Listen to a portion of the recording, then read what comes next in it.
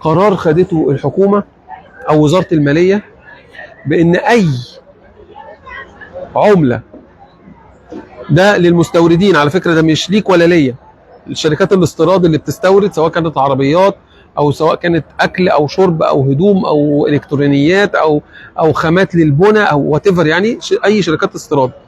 قال لهم ايه بقى؟ اي عمله هتحب تجيبها عشان تستورد والعمله دي تكون جايه من السوق الموازيه، يعني جايه من السوق السوداء، انا مش هقبلها. حلو، انت بتحارب السوق السوداء، تمام، شابوه، ما عنديش مشكله، بس في نفس الوقت انت عملت حركه هتخليك مش عارف ايه اللي بيدور في السوق السوداء. تفتكر ان التجار دول، المستوردين دول هيغلبوا؟ يعني مش هيغلبوا، هيجيب الفلوس برضه سوق سوداء، بس مش من هنا بقى، من بره، من اي حته تانية.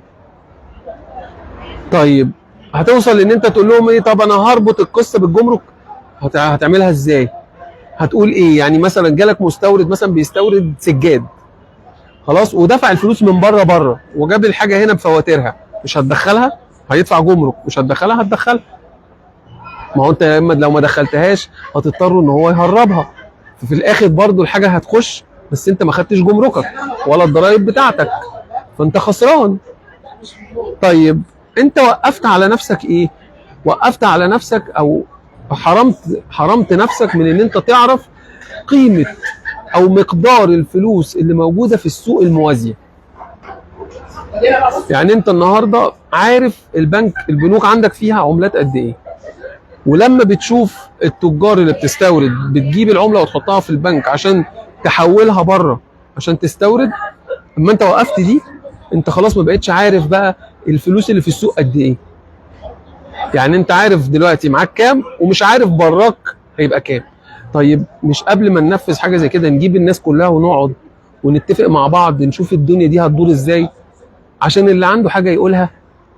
ولا ننفذ ونلاقي نفسينا بنحاول ننفذ حاجه احنا شايفينها صح لكن من وجهه نظرنا بس، انما من وجهه نظر الاخر هي غلط.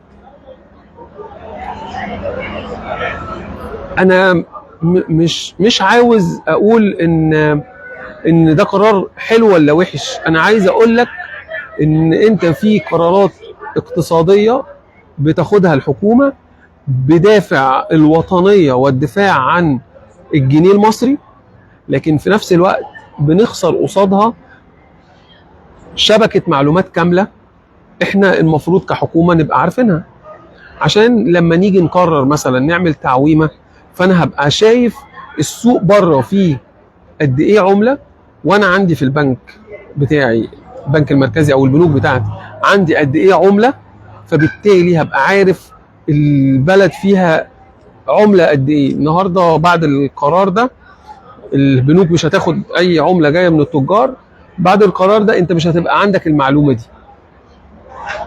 طبعا القرار ده اول ما اتقال هوبا لقينا الدولار نزل بقى ب 37.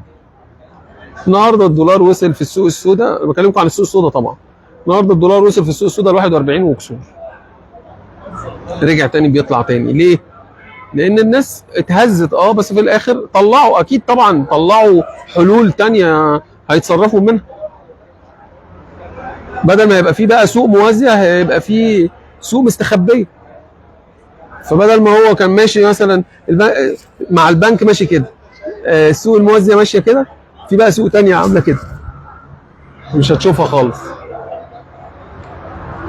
خلاصة القول يعني احنا عايزين حلول اقتصادية تخص التنمية والإنتاج والزراعة والتصدير، مش حلول ازاي اكتف السوق.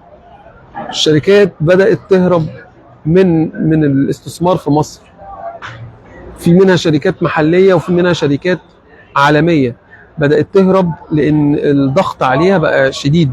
النهارده انت مش قادر توفر له عمله في البنك، فهو بيضطر يجيبها من السوق السوداء برقم خزعبلي. طب انت عايز توقف السوق السوداء ماشي، انما تيجي هتوقفها بقى شوف طريقه تانية، يعني شوف طريقه عشان توقف بيها السوق السوداء، لكن ما تجيش تقول له ايه بقى انا مش هقبل العمله اللي انت هتجيبها من السوق الموازي، خلاص مش هيجيبها لك عادي، هو هيتصرف، وده مش صح. لا صح ان هو يتصرف من بره ويعمل شقلباظات، ومهم يباسك، يعمل لك باس. مش صح طبعا. وبرده مش صح ان انت تفتح له الباب ده. ما انت خليه تحت دراعك لغايه اما تموته خالص، اللي هي السوق السوداء يعني. فاهم قصدي ولا؟ يا ريت يعني يا جماعه تعملوا شير للفيديو، يمكن حد من الناس يسمع اللي احنا بنقوله، ولا حد من الحكومه يسمع اللي احنا بنقوله.